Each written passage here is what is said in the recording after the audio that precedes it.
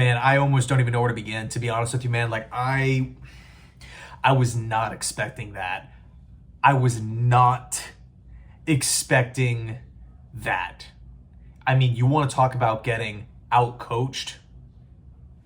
Kyle Shanahan was running circles around Robert Saleh and Jeff Ulbrich. He was toying with that defense, toying with it.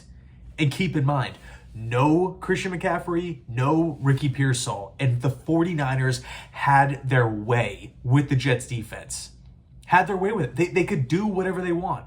Did Brock Purdy have a stain on his jersey? I mean, they ran the ball successfully. They set the edge successfully. They protected the passer successfully. They were able to get their playmakers the football, right? A nice even distribution throughout the course of the team. They had guys running wide open over the middle of the field in the back end of the defense. That is, you want to talk about running a 4-3 defense with no blitzing, right? In other words, no blitzing. You are counting on your front four. You're dropping everybody back in coverage. You are counting on your four guys to create havoc, right? To set the tone in the trenches, to get in the backfield, to potentially get the quarterback off of, to make him throw off platform, to maybe get him outside the pocket, or, best case scenario, sack him. But the point is, if you are hell-bent on rushing your rushing four down linemen and you're dropping everybody back, how is it possible that guys are that wide open?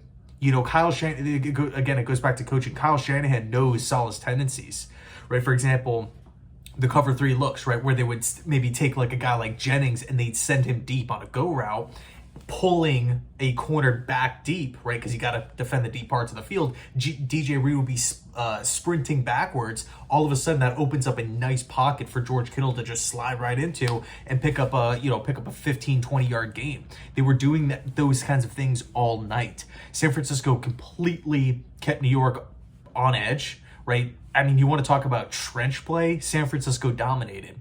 I freaking hate to say that, but San Francisco dominated in the trenches. 0 pass rush. Think about that if you're if you're a Niner fan watching that, you're thinking, man, we just got Trent Williams in the building. We had, some problems on the offensive line a year ago. I mean, you got to be loving this performance, man. Like the Jets, there was just nothing going on. Nothing going on as far as pass rush is concerned. I've seen a lot of people talk about the Hassan Reddick situation, right? It would have been great to have Bryce Huff tonight. I think it also would have been great to have JFM, right? Somebody who has shown in the past, hey, I can stop the run and get after the passer a little bit, but more importantly, I can set the edge. So these outside zone handoffs, things would be neutralized to a certain degree. I mean, man, the Jets just, on the defensive line, really defensively as a whole, it was just a tough day. And I really feel like it starts with coaching. But I mean, you can point to numerous areas, right? I mean, the whole weird Sauce Gardner thing. Michael Carter got hurt. CJ Mosley had to miss some time. The safeties, I felt like got exploited, man. Ashton, just the safeties struggled. Chuck Clark made one nice tackle. Tony Adams made one nice play in the back end, but that was about it from the safeties. San Francisco, the 49ers completely owned the day offensively. They did whatever they wanted. They controlled the ball. They won time of possession. They picked up a ton of first downs. First down, second down, third down, first down. First down, second down, third down, first down. It was just a continuation of that, right? There was never really a real moment where you felt like, oh, geez, that was an awful drive from San Francisco. What the heck are they doing? They had the one trick play early on, but they easily bounced back, right? The trick play doesn't work, whatever. But man, we could not stop the run. We could not set the edge. We could not rush the passer. It's pretty, look, I know it's week 1 and I want to end this video off on a positive, but yes, it is positive, but it's actually the reality that we're living in the real world. But I'll address that at the end because there's things that need to be talked about here, right? And that unfortunately is just the defensive side. Again, the Niners just did whatever they wanted. They looked, I was actually, man, we had the Brandon Ayuk drop in the end zone. So there were moments where San Francisco, they had a couple sweet plays that were called back from penalties. Just a tough day defensively. I hate seeing bad defense. I'm a defensive first guy. I hate seeing it. Tough. Tough. And then offensively, right? Offensively, the offensive game plan just seems so vanilla. Breece Hall, Garrett Wilson, that's it, right? Let's just get these two guys the football. I think I looked down at my phone, and I think it was around like 9 or 10 minutes in the fourth quarter, hopped on Twitter and saw somebody tweeted out, "Hey, what's going on with Braylon Allen?" I'm like, I actually forgot Braylon Allen was on the team. Did he? I don't even think he got any game action in the first 3 quarters, if I'm not mistaken. I mean, that's I felt like they were just trying to force feed Breece Hall the football. It was not working. The game plan was just, to me, it really lacked creativity. Garrett Wilson, Breece Hall. And then unfortunately, we had a couple of screw ups, right? The Breece Hall drop, the Allen Lazard drop, the Breece Hall fumble early on, which kind of gave the momentum back to, San Francisco, of course. It's tough. And then we look at the offensive line, right? We couldn't run block at all. Joe Tippmann really struggled, in my opinion, up the middle. I thought for the most part the tackles did okay given, their age and both guys coming off of injury and, new season with new team, with the new team and, new offensive system and whatnot with Hackett. I'm talking, of course, about Tyron Smith and Morgan Moses. But man, like the interior, we just couldn't get that push. We couldn't get that positive momentum moving forward. You just kind of felt like every handoff, they just weren't really making a lot of headway in that department. And I was really shocked at the lack of push at the point of attack. Right, San Francisco. And again, look, we have to take it with a grain of salt. It's 1 week of football, and the 49ers are a damn good football team. I mean, defending NFC champions here. Barely lost the Super Bowl. San Francisco, look, I don't want to come down on the Jets too hard here, but there are issues, there are concerns. Run blocking, right up there. Again, you're kind of waiting to hear Mike Williams make a play. You're waiting to hear Xavier Gipson. Is he going to get targeted?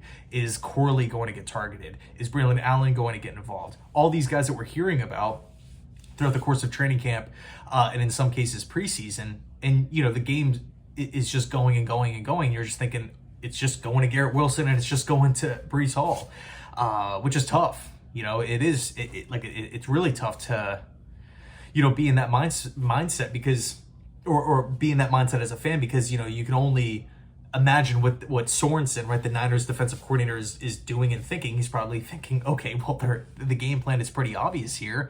And then, of course, right after that great drive that the Jets had early on where they went right down the field and we saw all those passes to G5, everything just kind of locked up. You didn't really see Garrett break free all that much. So did not like the game plan going in. Unfortunately, we couldn't run. Everything starts with the offensive line, and we just failed in that department, right? We couldn't run the ball. Can't run the ball. You can't get into 3rd and shorts most of the time. You can't establish time of possession because chances are you're going to be in 3rd and longs. Obvious passing situation. It was just brutal offensively as well. I'm disappointed, but here we go, right? Here's the silver lining. We're 0-1, so is half the league. That's the reality, right? Another positive, we just played the hardest team that we're going to play all year. It's out of the way. It's done. It's in the books. We can move forward and know that arguably every single team that we play from here on out is not going to be as good as the San Francisco 49ers. Now, we have a short week against a hungry Titans team who flat out blew it against the Chicago Bears, gave the Bears a victory, right? Special teams errors, boneheaded pick from Will Levis. You can tell they are chomping at the bit to get back on the field, right? Home opener for them. We have to be prepared on short week. I do feel like the Jets can win that football game, but look, this game, the Jets were humbled, right? They were flat out humbled. Wake up call. So we got to get our stuff together, right? Is something going to happen with Reddick this week? We generated 0 pass rush. Couldn't stop the run at all. Very tough to watch. So I'll leave it there. Let me know your thoughts down below in the comment section. And by the way, I know this video is coming out super late here at night. Monday Night Football. I appreciate everybody hanging out. It's not tough to watch your team lose by, lose on Monday Night Football, let alone how we did. So I appreciate you guys. You guys are the best. And as always, go Jets.